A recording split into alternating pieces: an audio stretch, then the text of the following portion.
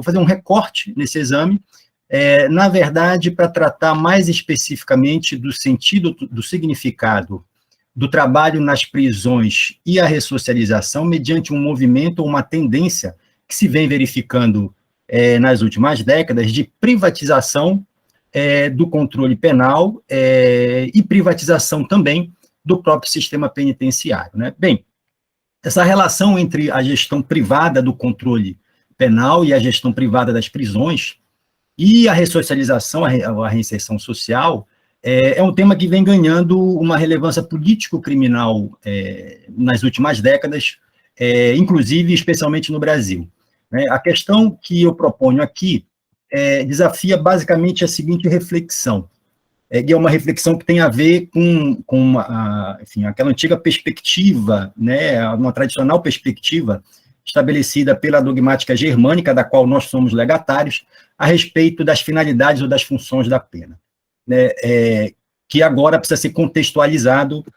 num cenário globalizado, de um mundo globalizado e de uma economia neoliberalizada, digamos assim, né? Afinal de contas, né, o trabalho da pessoa presa,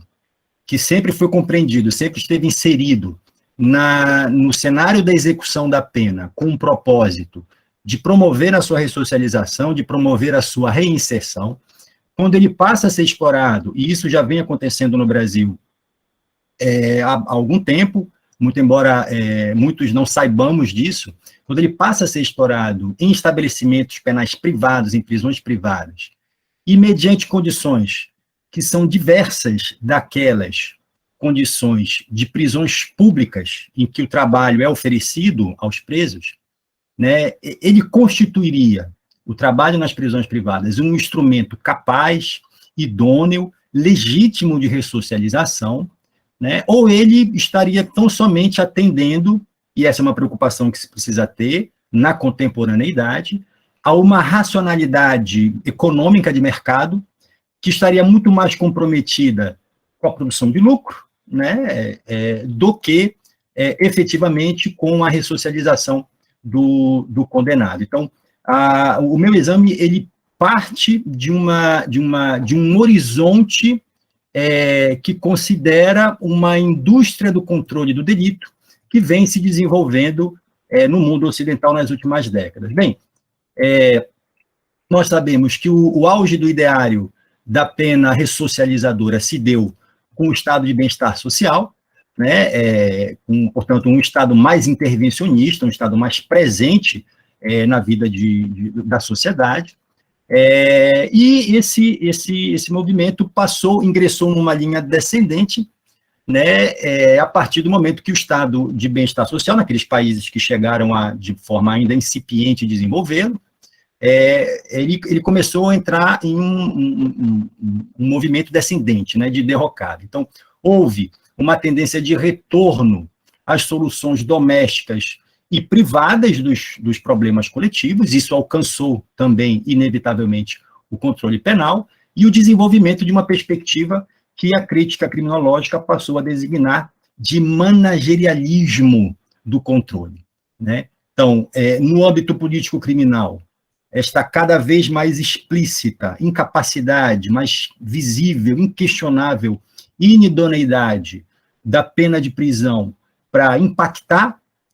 os índices de delinquência, para reduzir criminalidade e prevenir a reincidência, foi determinante para um certo abandono do ideário de reinserção e do discurso de ressocialização e para que aflorasse, então, essa tendência de privatização de uma ideia de gestão do controle punitivo. Está muito mais próxima, seguramente, de adoção de estratégias para que se chegue a níveis ou a índices aceitáveis ou considerados minimamente toleráveis de delinquência, mediante uma redução do dano que ele causaria à coletividade, do que efetivamente a ressocialização ou a reinserção social do condenado. Esse fenômeno, me parece, ele precisa ser melhor compreendido no cenário do encarceramento em massa, né, do hiperencarceramento que se dá no mundo ocidental, inclusive na nossa região, né? As últimas 4 décadas elas correspondem, inegavelmente, a um período de eclosão do grande encarceramento global, né? Para que se tenha uma ideia, no final da década de 90, havia cerca de 8 milhões de pessoas presas, encarceradas no mundo. Em 2015, aproximadamente, período de uma década e meia, mais ou menos 15 anos, esse número passou para 10 milhões, ou seja, houve um aumento de 8 para 10 milhões, um aumento de cerca de 20% em apenas 15 anos. Nesse mesmo período, na nossa região, particularmente no Brasil, o movimento a tendência seguiu esse movimento, talvez até com mais intensidade, né? Nesse mesmo período, o Brasil deixou de ser um dos países com a menor população carcerária na região para se tornar o detentor da maior massa humana aprisionada na América Latina, quer em números absolutos, quer em números proporcionais, né? E o sistema penal e o sistema penitenciário nos países da América Latina, ele apresenta particularidades que são resultantes do nosso próprio processo histórico de formação da nossa população, né, e da destinação dos territórios latino-americanos e, na nossa realidade particular do Brasil, a exploração econômica na condição de colônias, né, no caso específico do Brasil. Essa equação, a essa equação nós devemos acrescentar um dado importantíssimo, que é o elemento étnico-racial, né, uma vez que a escravidão e a exploração da mão de obra negra nas atividades extrativistas e na lavoura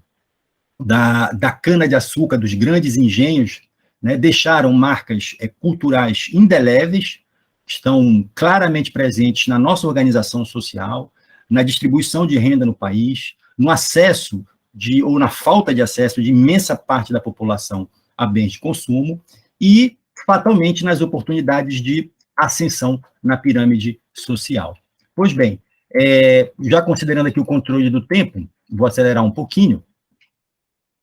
a ideia de trabalho, a instituição penitenciária, portanto, ela não é nova, né? E sempre foi entendida como uma experiência positiva, né? Porque além de constituir o trabalho um afazer aos presos e preencher parte do seu longo tempo que costuma ser desocupado nas prisões,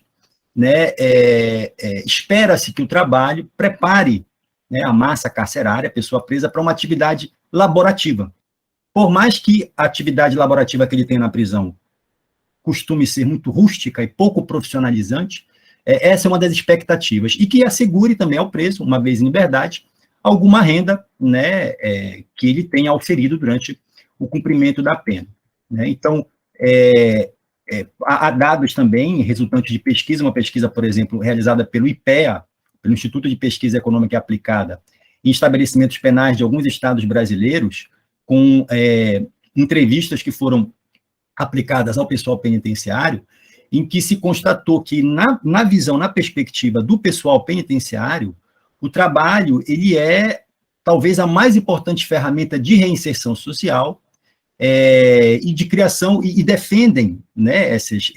servidores da administração penitenciária, defendem majoritariamente a criação de vagas e de projetos que estimulem a dedicação dos presos à atividade laborativa. Bem, seguramente que o trabalho nas prisões ele deve ser estimulado, não é isso que está se colocando em questão aqui, né? Ele representa uma motivação para o retorno do preso à vida em liberdade, né? Ele materializa uma experiência positiva, né, e de afirmação e reafirmação da dignidade humana. A questão é que, talvez a maneira como o trabalho se implemente nas prisões brasileiras, e particularmente como se pensa implementá-lo nas prisões privadas, isso possa criar alguns problemas, né? Afinal de contas, quando se fala de prisões privadas ou de privatização das prisões, né, do que nós estamos falando? Vamos entender privatização das prisões como uma transferência ou uma espécie de cessão sistemática de atribuições, de funções, ou de atividades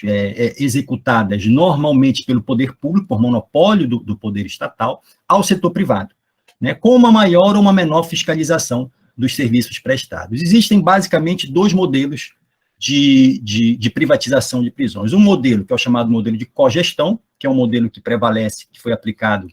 e ainda é, de certo modo, aplicado na França, em que as unidades prisionais são construídas com recursos públicos e administradas por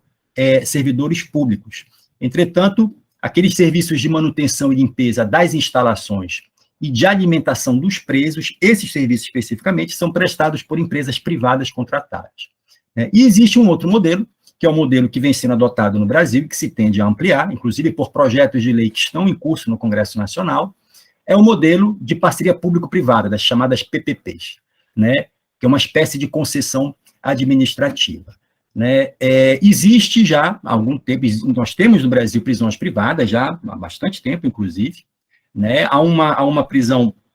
privada que é considerada emblemática por ter sido talvez a primeira experiência mais formal e mais rigorosa de privatização das prisões, que é a prisão privada, o complexo penitenciário privado que existe em Ribeirão das Neves, no estado de Minas Gerais. O Conselho Nacional de Política Criminal e Penitenciária, por meio de uma resolução antiga de 2002, ele propôs a rejeição de quaisquer propostas do poder público para privatizar, inclusive de projetos de lei tendentes à privatização do sistema penitenciário, considerando que seria admissível tão somente que os serviços penitenciários não relacionados à segurança e à disciplina interna no cárcere, ao efetivo acompanhamento e à avaliação da individualização da execução penal, portanto, o levantamento de dados de informações para as decisões judiciais em matéria de execução penal, apenas esses serviços pudessem ser executados por empresas privadas. Nada obstante, em 2013, nós tivemos a inauguração desse complexo penitenciário em Ribeirão das Neves, a partir de uma parceria público-privada estabelecida entre o Estado de Minas Gerais e uma concessionária designada Gestores Prisionais Associados S.A. ou GPA. Um projeto arquitetônico, inicialmente, previa uma disponibilidade de, no mínimo, 2.920 vagas e, no máximo, 3.040 vagas, todas essas vagas masculinas. Pois bem,